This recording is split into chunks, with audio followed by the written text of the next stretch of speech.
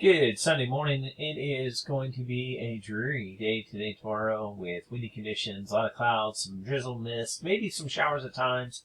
Hope for more showers to get more precipitation accumulation, but it's not really looking all that great, depending on what model you show. Little increase overnight in the models after they've really pretty much evaporated everything yesterday afternoon. So we'll have to see.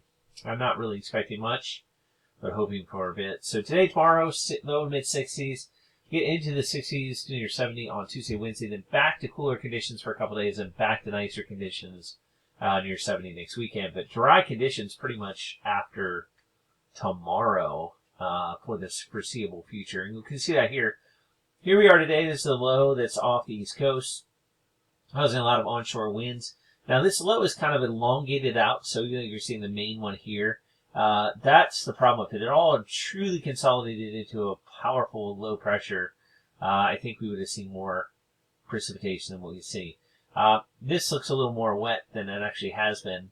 As it comes to north now, you can see it dries up pretty quick. And you can see here now, here's the low, but you see this elongated look to the isobars around it, and that is because it's not all consolidated as it could have been. If it had consolidated, like I said, I think we would have gotten more rain than what we are going to get. Still, like I said, some showers today and tomorrow. This looks very breezy as we go into Tuesday. Strong north easterly wind, so breezy but clearing up on Tuesday, and then this low gets out of the picture. Still kind of breezy even as we go to Wednesday, but the wind should start to slacken off a little bit. But it still looks super breezy right through the middle part of the week. This will be a cooler high once it settles in here. Gets the winds east of the mountains. We can get a high. You get that northerly flow, and so our night times are going to get chilly for a couple days. And this high kind of comes overhead and then moves to the right over the weekend.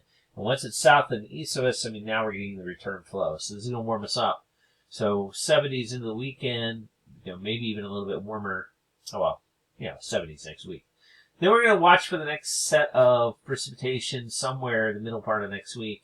How this sets up, I don't think we're really clear yet. This is some strong southwesterly winds, though. I think we're going to warm up a bit.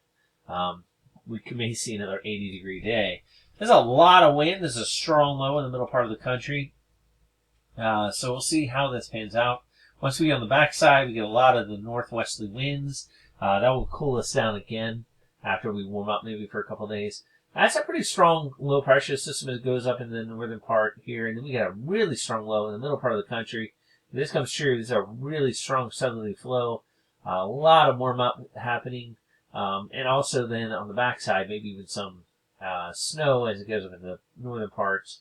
And then maybe we'll have to see how this all pans out, because this will bring moisture out of the Gulf, and we get now colder air coming down in the west. That should warm us up as well. So in general, though, I'm not seeing a lot of rain other than those few fronts and things as they pass. And then way late in the period, maybe some polar air trying to get pulled down here. Pretty close to us, but still not looking very cold, nor very wet. It's just a dry pattern. Look over the next. So this is just the total accumulation of precipitation that it thinks is going to happen over the United States. And although it shows maybe at nearly 3/4 of an inch, that's over the next 15 days. Not a lot of moisture, and I think this may even be overdone. It's just not going to be well for us at all. Now we look at the upper air temperature anomalies here. Just seeing how things kind of pan out. It should be in the loop. Sorry about that. We look at how things are going to pan out. Over time. Let's just quickly kind of go through here. You see the progression. This is all the moisture and the leftovers of this East Coast system that's been keeping us cool. Then we see the warm up for a couple days. A little bit of push later in the week, as mentioned, to cool us down some for the end of the week. But then that gets shifted out of the way, and then here are the warm temperatures I mentioned. The south and southwesterly flow in here. There's that big low pressure system that will come in the middle part of the country and will cool us off again. And that looks like a fairly cool shot.